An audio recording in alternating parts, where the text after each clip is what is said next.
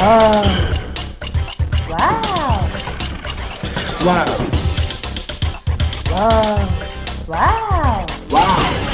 哇！wowmachine.com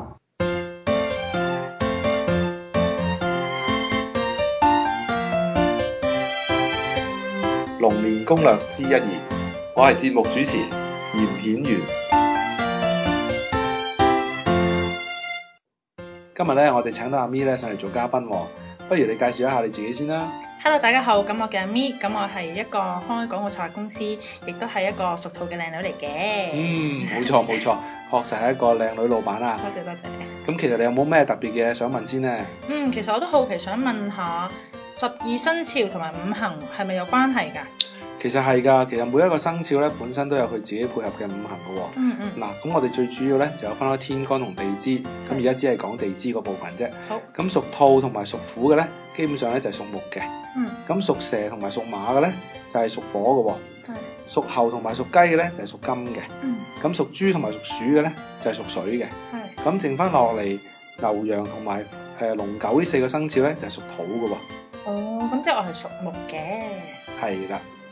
阿咪，咁你係屬兔嘅，咁其實喺2012年，你有啲咩特別嘅地方想注意咧？事業啊定愛情先咧？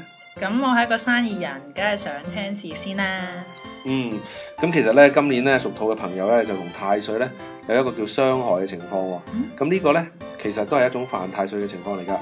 咁因為傷害咧就容易有一種叫做嫉妒啦，同埋同人唔夾嘅情況。但係好彩喎，你有一粒大吉星叫天月貴人。好多時咧算命嘅時候話你有貴人咧，其實就係指呢粒天月貴人嘅星㗎啦。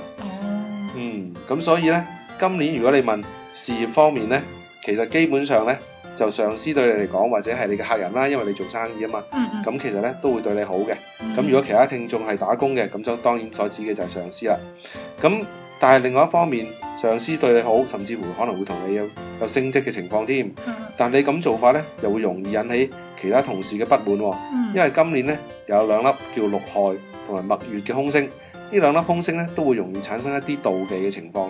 咁所以雖然你可能自己今年工作上好，表現好，但係同時間咧可能對你咧就有妒忌嘅情況出現啦。咁所以咧呢方面咧你就要特別留意喎。咁所以其實今年最主要咧就係留意翻自己要努力做好自己，唔記得以前同你一齊工作上面嘅同事啊 partner 啊咁樣，費事多一個敵人啊嘛喺工作上面。咁啊係，我哋要勤力啲啦咁啊。阿咪啊，咁頭先我哋講完咗事業啦，咁你而家係咪想聽下關於嚟緊嘅姻緣啊桃花咁啊？好啊。咁其實咧今年屬兔嘅人咧就冇乜桃花星咧係特別照咗入去佢自己個命宮嗰度嘅噃。咁所以喺人緣方面咧，亦都同呢個太歲咧係有害嘅關係。咁頭先講過啦，害係有一種妒忌啊、嫉妒嘅情況啊嘛。咁所以咧呢個都會影響你人緣啊、桃花方面嘅情況。